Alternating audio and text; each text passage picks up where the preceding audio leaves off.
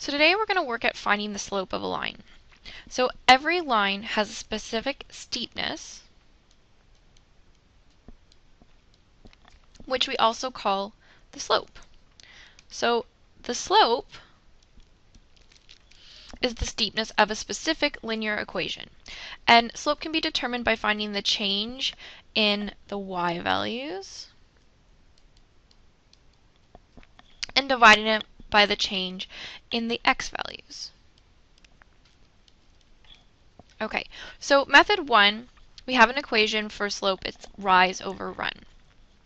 So rise is really just talking about, when you think of rise, I always kind of think of a mountain. So we're going vertically. Okay, and all that rise is how many units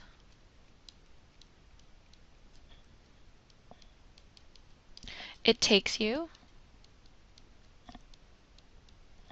vertically, right? It's vertically, to get from point 1 to point 2. I'm just going to do P1 to P2. And run is when we're talking about horizontal. We run on a horizontal. So this is how many units, oops,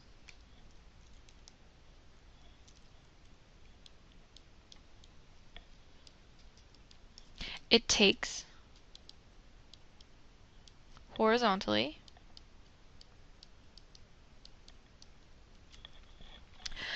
to get from point 1 to point 2.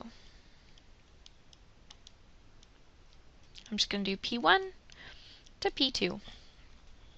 Okay, so maybe this still seems a little bit abstract, so let's do an example. And we're going to start off with graphing examples. So I have my graph, for example 1, and I have a line and there's 2 points on it. Okay, so our first step is to choose 2 good points. If I don't actually have these points given to me here, then I might have to find them. When we're talking about good points, I mean points that line up kind of in the corners. So a good point, obviously this isn't on the graph, but anything that's on the graph that isn't kind of sectional. So another good point could have been this one. Another good point could have been this one. Points that would be considered not so good, for example, this point here, I would have to guess. Okay, so we don't want to be guessing at all. Alright, so if we choose 2 good points, then we want to label them P1 and P2. So I'm just going to label this one P1 and this one P2. It actually doesn't matter. Our second step is to determine how many units vertically you have to go to get from P1 to P2. So vertically I'm talking about, right, this point kind of comes out there, and this point starts here, so I'm going to go up 1, 2, 3, 4, 5, 6. So I'm going up 6. Okay. Then it says determine how many units horizontally you have to go to get from P1 to P2. So if I start here, notice that it's the same horizontalness here, and I'm going to go 1, 2, 3, right. Okay, now I'm just going to write this down here. So vertically, I went up 6. Horizontally, I went right 3. And remember that up is positive and right is positive. Down is negative, left is negative. So if I went up, then I'm going plus 6. If I went right, then I went plus 3. And finally, step 4 says use the equation to determine the slope. So slope equals the rise over the run. Remember, rise is vertical, so I went plus 6. Run is horizontal, I went plus 3. Positive 6 divided by positive 3 is positive 2. I don't need the plus there, I can just write it as 2. So my slope is 2. Let's do another one. We're going to do the same thing. So this one's nice, it's already given us some nice points, so it doesn't matter which one you choose. I'm going to choose this one as P1 and this one as P2. Okay.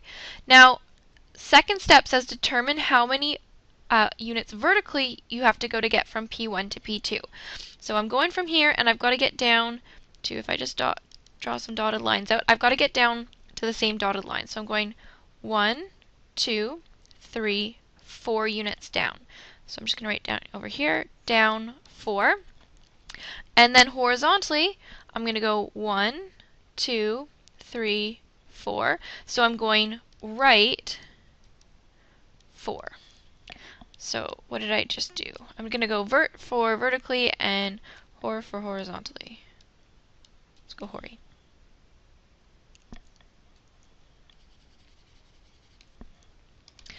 I'm going to use VERT for short for vertically and HOR for horizontally. And vertically I went down 4 and horizontally I went right 4. Alright, so down 4, remember down is negative, so I'm going negative 4. Right 4, right is positive, so I'm going plus 4. So my slope, which is just rise over run, remember rise is vertically, so it's negative 4. Run is horizontally, so that's plus 4. A positive divided by, negative divided by a positive is negative, and 4 divided by 4 is 1. So my slope is negative 1. Alright, so what I want you to notice is that you could have also put in the points for P1 and P2. So if I was to actually look at this graph and put the points in here. So if I started at the origin, I would have gone 1, 2, 3 over, 0 up, and over here I would have gone backwards 1. So my x is negative 1, and then 1, 2, 3, 4 up. Okay, so if I had just plotted the points, I could have also found the difference between them. Okay, so remember vertical is my y values. So my y values are here. And the distance between from 0 to 4 is, I'm going plus 4. If I was to go from 3, so my horizontal values, 3 and negative 1, if I was going from 3 to negative 1, well, that would be minus 4. I'm going backwards 4. If you're not sure, you could draw a number line. Okay, if that's 0, 1, 2, 3. So 1, 0, 1, 2, 3, negative 1. If I'm going from 3 back to negative 1, I'm going 1, 2, 3, 4. So negative 4. And again, I can use my slope equation and I could say that my slope is still vertically was plus 4, horizontally was minus 4, and I get negative 1. Instead of given a graph, sometimes we're just given 2 points. So we actually have an equation for that. So method 2 is when you're not given the graph, then you can use this equation, and slope equals y2 minus y1 over x2 minus x1. Now remember, this is our vertical, and this is our horizontal. Also, what I want you to know is that these little numbers here, 1, the 2's, those are subscripts. They are not powers. Not. Okay? All it's trying to tell you is the y value. So y2 is the y value from the second point. So if it was y1, it would be the y value from the first point. x2 would be the x value from the second point, and x1 would be the x value from the first point. So we're going to use that idea. So let's choose point 1 and point 2. So if point 1 doesn't really matter, you can choose either one. And then what I'm going to do is just above it, I'm going to write what each of these are. So if this is point 1, then this is my first value for x, and that 1 is a subscript. And then my y value here is from the first point as well. The negative 5 is an x value, and it's from my second point. And 4 is my y value from my second point. Now I'm going to use this equation. Slope equals y2 minus y1 over x2 minus x1. My y2 value is 4. Okay, so y2, y2, y2. My y1 value is 3. So I'm going to do 4 minus 3 over my x2 value is negative 5 minus my y1 value is 2. And now I'm going to simplify. 4 minus 3 is 1. Negative 5 minus 2 is negative 7. Now this isn't quite our answer. You can never leave a negative in the denominator or in the bottom of your fraction.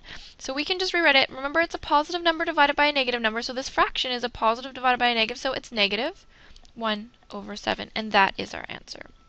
You could have also written it as a negative in front of the fraction. Both of these are correct. Alright, let's do another one. Alright, so 0.1 and 0.2. 0.1, it doesn't matter, so just 0.1 we'll call 1, negative 4. 0.2 is 3, comma, negative 5. Okay, just so that we keep things in track. This is the x value from my first point, this is the y value from my first point, this is the x value from my second point, and this is the y value from my second point. So the equation that we're using, slope equals, and it's y2 minus y1 over x2 minus x1. And my x2 value is negative 5. My y1 value is a negative 4. Now you got to be really careful here. We're subtracting, and the y2 value is negative 4. Okay, so you have to be very careful here. I'm substituting my y1 value as negative 4. This negative comes from the negative here, and if you forgot that, then your answer would be incorrect. So be very careful when you're putting these in.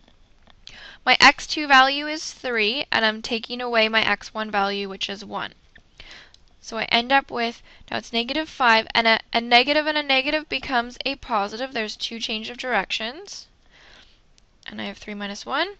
And then I have negative 5 plus 4 is negative 1. 3 minus 1 is 2. And my answer is negative 1/2. And we're done for slope.